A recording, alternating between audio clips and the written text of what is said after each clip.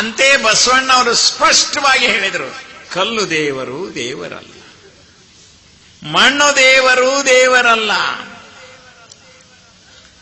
ಕೆಲವು ಮಂದಿ ಅದಾರ್ರಿ, ಮಣ್ಣಿನ ದೇವ್ರು ಯಾವ್ದ್ರಿ?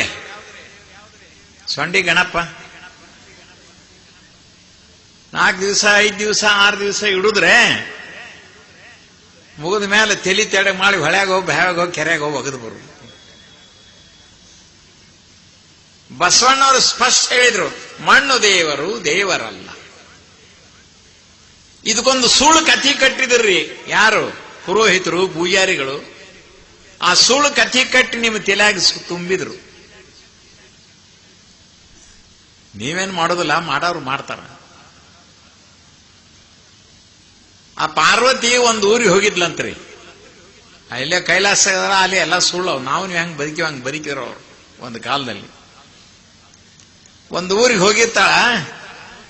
ಅವ್ರ ಮನ್ಯಾಗ ಜಳಕ ಮಾಡ್ಬೇಕಂತ ತಿಳ್ಕೊಂಡು ಬಚ್ಚಲ ಮನೆಗೆ ಹೋಗ್ತಾಳ್ರಿ. ಬಚ್ಚಲ ಮನ್ಯಾಗ ಹೋಗಿ ಬಾಗ್ಲ ಮುಚ್ಕೊಳಕಂತ ಹೋಗ್ತಾಳ. ಆ ಬಚ್ಚಲ ಮನೆಗೆ ಬಾಗ್ಲೇ ಇದ್ದಿಲ್ಲ.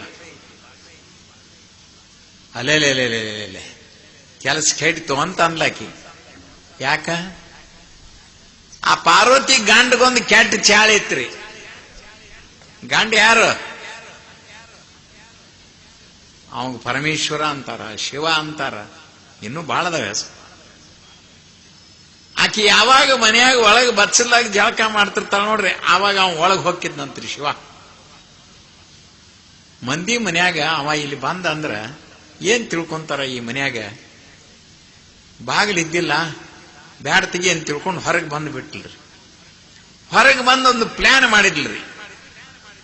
ಬರ ಮೈಯಾಗಿಂದ ಒಂದು ಪುಟ್ಟಿ ಮಣ್ಣು ತೆಗದ್ಲಂತ್ರಿ. ಅದಕ್ಕೆ ನೀರು ಹಾಕಿ ಕಲಸಿ ಕೆಸರು ಮಾಡಿ ಒಂದು ಹುಡುಗನ ಮಾಡಿದ್ಲಂತ. ಕೈ, ಕಾಲು, ಕಣ್ಣು, ಮುಖ ಮಾಡಿ ಅದಕ್ಕೆ ಪ್ರಾಣಕಳೆ ತುಂಬಿದ್ಲಂತ. ಆ ಹುಡುಗನ ಮಾಡಿ ಅಲ್ಲಿ ಒಂದು ಕಟ್ಟಿ ಮೇಲೆ ಕುಂಡ್ರಿಸಿ, ನೋಡು ನಿಮ್ಮ ಅಪ್ಪ ಬರ್ತಾನ ಒಳಗ, ನಾ ಜಳಕಕ್ಕೆ ಹೋಗ್ತನೋ, ಅವನು ಒಳಗೆ ಬಿಡಬೇಡ ಅಂತ ಹೇಳಿ ಆ ಹುಡುಗ ಹೇಳಿ ಒಳಗೆ ಜಳಕಕ್ಕೆ ಹೋದ್ಲಿ. ಆ ಹುಡುಗ ಹ್ಞೂ ಅಂತ್ರಿ. ಅದು ಈಗ ಒಳಗೆ ಜಳಕಕ್ಕೆ ಹೋದ್ಲು. ಅವ ಮಂಡ ಚರ್ಮ ಒಟ್ಕೊಂಡು ಕೈಯಾಗಿ ತಿರ್ಸೂಲ್ ಹಿಡ್ಕೊಂಡು ಬಂದ ಬಿಟ್ಟನ್ರಿ. ಅವ ಯಾವ? ಪರಮೇಶ್ವರ, ಶಿವ. ಒಬ್ಬನ ಬರಲಿಲ್ಲ. ಆ ಗಿಡ್ಡ ವೀರಭದ್ರನ್ ಕರ್ಕೊಂಡು ಬಂದವ. ವೀರಭದ್ರ ಶಿವ ಸಮಕಾಲೀನ್ರವ್ರು. ಈ ಹುಡುಗ ಎದ್ ನಿಂತ್ರೆ, ನೋ ಅಡ್ಮಿಷನ್ ವಿದೌಟ್ ಪರ್ಮಿಷನ್. ಅವನ ಅಪ್ಪಣೆ ಆಗದೆ ನಿಮ್ಮನ್ನ ಒಳಗೆ ಬಿಡುದಿಲ್ಲ. ನೀ ಯಾರ್ಲೇ ಮಗನ ಅಂದ ಅವನು ಶಿವ. ನಾ ಪಾರ್ವತಿ ಮಗ. ನನಗ್ ಗುರ್ತಿರ್ಲ, ನೀ ಹೆಂಗ್ ಗುಟ್ಟಿದ್ಯೋ ಬೋಳಿ ಮಗನ ಅಂದ. ಅದನ್ನೆಲ್ಲ ಕೇಳಬೇಡ ನೋನ್ನಾಗ, ನಾ ಪಾರ್ವತಿ ಮಗ ಅಂತಂದ. ಅವನು ಶಿವನಿಗೆ ಪರಮೇಶ್ವರನಿಗೆ ಸಿಟ್ಟ ಬಂತ್ರಿ. ಕೈಯಾಗಿ ತಿರ್ಸುಲಿತ್ ನೋಡ್ರಿ. ಆ ಹುಡುಗನ ಕುತ್ತಿಗೆ ಹೊಡೆದು ಬಿಟ್ಟ. ರುಂಡ ತಟ್ಟಿಗೆ ದಡವ ತಟ್ಟಿಗೆ ಬಿತ್ತು. ಇಷ್ಟೆಲ್ಲ ಆಗುದ್ರೊಳಗಾಗಿ ಅವನ ಜಳಕ ಆಗಿತ್ರಿ. ಹೊರಗೆ ಬಂದ್ಲು. ಆ ಹುಡುಗ ಸತ್ತು ಬಿದ್ದದ್ದು ನೋಡಿ ಅಳಾಕ್ ಹತ್ತಿಬಿಟ್ಟಿ. ಏನ್ರಿ, ನನ್ನ ಮಗನ ಕೊಂದಿಟ್ರಿಲ್ಲ ನೀವಂತ. ನೋಡ್ರಿ, ಹೆಂಡತಿ ಹೇಳ್ತಾ ಆಮೇಲೆ ಗಂಡಗ ಸ್ವಲ್ಪ ಕರುಣೆ ಬರಬೇಕಲ್ಲ. ಆಕೆ ಅಳುವುದನ್ನು ನೋಡಿ ಆ ಪರಮೇಶ್ವರ ಏನು ಮಾಡಿದಲೇ, ವೀರಭದ್ರ ಬಾರ್ಲೇ ಇಲ್ಲ, ಉತ್ತರ ದಿಕ್ಕಿಗೆ ಹೋಗು, ಯಾವ್ದಾರೊಂದು ಪ್ರಾಣಿ ಇದ್ರೆ ಕುತ್ತಿಗೆ ಕೊಯ್ಕೊಂಡು ಬಾ ಅಂತಂದು. ಹೂನ್ರಿ ಅಪ್ಪ ಅಂತ ತಿಳ್ಕೊಂಡು ಆ ಗಿಡ್ಡು ವೀರಭದ್ರ ಕೈಯಾಗ ಖಡ್ಗ ತಗೊಂಡು ಹಾದ್ರಿ. ಅರಣ್ಯ ಮಧ್ಯದಲ್ಲಿ ಹಾದ. ಅಲ್ಲಿ ಒಂದು ಆನಿ ಮರಿ ಹಾಕಿತ್ತು. ಎರಡು ಮಲ್ಕೊಂಡಿದ್ದು ರೀ. ಇವು ಹಾದವನ ಆನಿ ಮರಿ ಚೆಂಡು ಕತ್ತರಿಸಿದ ವೀರಭದ್ರ. ದೊಡ್ಡ ಆನಿ ಗಂಟು ಬಿದ್ದರೆ ತಿಳಿತಿತ್ತು ಇವನು ಬಣ್ಣ. ಆನಿ ಮರಿ ಚೆಂಡು ತಗೊಂಡು ಬಂದು ಇಲ್ಲೇನು ಪಾರ್ವತಿ ಮಗನ ದಡ ಬಿದ್ದಿತ್ತು ನೋಡ್ರಿ, ಅದಕ್ಕೆ ತಂದು ಹಚ್ಚಿದ. ಏನಾತ್ರಿ ಅದು? ಏನಾತು? ಗಣಪತಿ ಆತು. ಈ ಕಥೆ ಎಷ್ಟು ಸುಳ್ಳೈತೆ ಅನ್ನೋದ್ರೆ ನಿಮ್ಗೆ ಅರ್ಥ ಆತಲ್ಲ.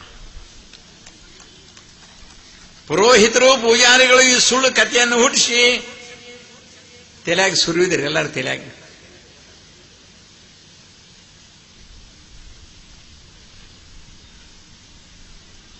ಆ ಪಾರ್ವತಿ ಜಳಕ ಮಾಡಿ ಬಂದು ಆ ಹುಡುಗ ಸತ್ತು ಬಿದ್ದದ್ದನ್ನು ನೋಡಿ ಅಳಕ್ ಹತ್ತಿ ಬಿಟ್ಲ. ನನ್ನ ಮಗನ ಕೊಂದಿಟ್ರಿ ಅಲ್ರಿ ನೀವು ಅಂತ ಅಳಕ್ ಹತ್ತಿ ಬಿಟ್ಲು. ಏನಾಯ್ತು ಮುಂದೆ ಪ್ರಸಂಗ, ಆ ಶಿವನಿಗೆ ಕರುಣೆ ಬಂದು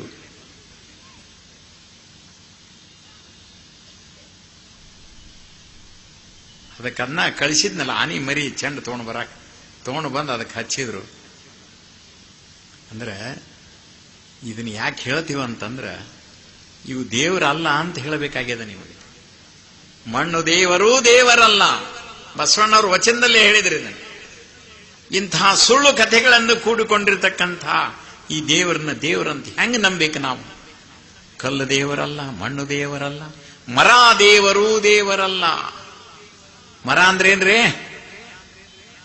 ಶೇಂಡ್ರ? ಗಿಡಕ್ಕೆ ಸಿರಿ ಸುತ್ತಾರ್ರಿ ಎಲ್ಲ ಕಡೆ. ಎದಕ್ ಬಂತು?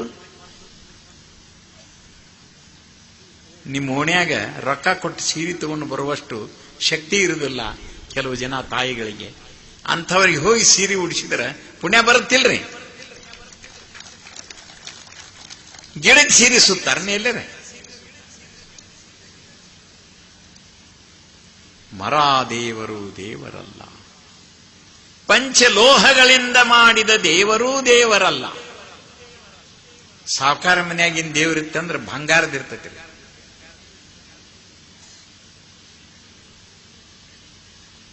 ಬಡವರಿದ್ರೆ ಅತ್ಯಂತ ಬಡವ್ರ ಬೆಳ್ಳಿ ತಾಮ್ರದಿರ್ತೈತಿ, ಹಿತ್ತಾಳಿರ್ತೈತಿ. ಇತ್ತೀಚೆಗೆ ಪ್ಲಾಸ್ಟಿಕ್ಕಿನ ದೇವರು ಬಂದವ.